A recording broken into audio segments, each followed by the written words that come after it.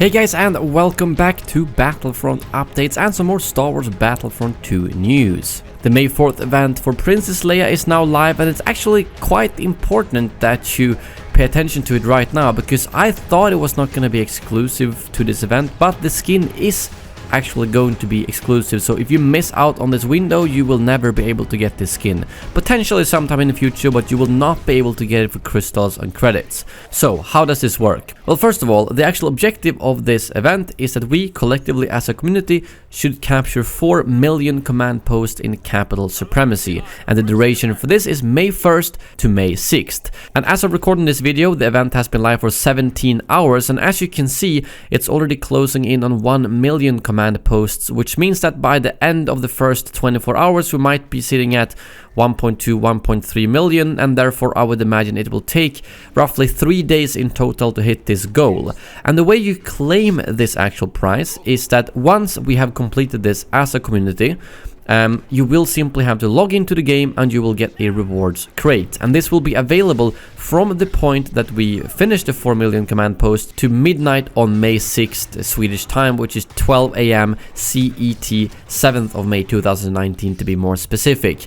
So basically, if my estimations are correct, we might be hitting the actual goal on May 3rd, and you will then have 3 days to claim this prize. And Ben did say that they are currently not planning to offer it for credits or crystals after the event. They might potentially bring it back for future events, but as of right now, Princess will be a May 4th exclusive. So I think that's both cool and a little bit scary, because obviously not everyone is able to play during this time, but it's also nice that those of us who take part of this event will actually get something to show off that maybe not everyone will have. And to be completely honest, if we do have like 3 days to claim this actual prize and all you have to do is boot up the game, that's not really that much to ask for. You could probably borrow a friend's PC or a friend's console and simply log on to your account, and then you have done it. So I don't think it's too much of an issue, but I know that some people might just be away during 3 or 4 days and there's no way they can claim this prize. And for those people, it does suck, definitely. But something I really like with this is the fact that we can see it being tracked live in the game during this timed event. Because for the previous game that wasn't possible, but they posted some pretty slow updates out on like EA Star Wars Twitter, but now we can see like instantly when we hit that goal, at which point the skin will be available to claim in game. And once we've actually claimed the prize, I'll probably get you guys some gameplay of the skin in case you aren't able to unlock it yourself. Also to remind you guys that, okay, it is live right now, you better go in there and claim that prize.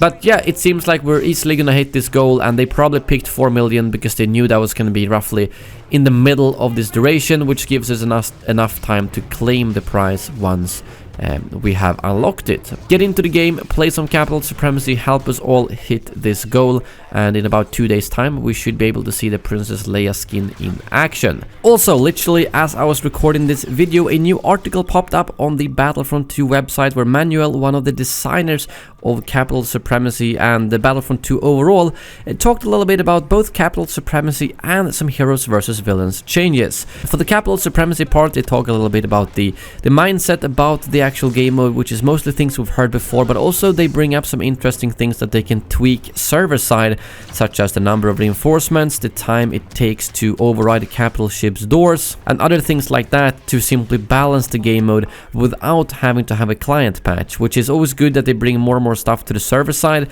It means that whenever something breaks, we don't need to actually download a patch to fix it. There's still a lot of things that are on client side, obviously, like heroes and similarly, but at least balancing on the mode as a whole can be done more on server side. But if you do move on to the heroes versus villains changes, they pretty much do confirm that we are getting Hero Blast, because what he says here is we're changing it to be more similar to how Blast works by removing the target system. Reason being that we've listened to the community, and honestly because we haven't been fully satisfied with how Heroes vs Villains currently works. Now every eliminated enemy will add to your side's success, effectively making every encounter count. We're in service and we believe that it's more fun and simpler to understand the mode this way. Nothing prevents us from modifying it later if there's an interest, but it feels good to go back to basics. The changes to Heroes vs Villains are coming next month in May, which is this month technically. This article might have been planned to come out yesterday or something like that, but we're eager to share even more on our plans for Star Wars Battlefront 2 in the coming months.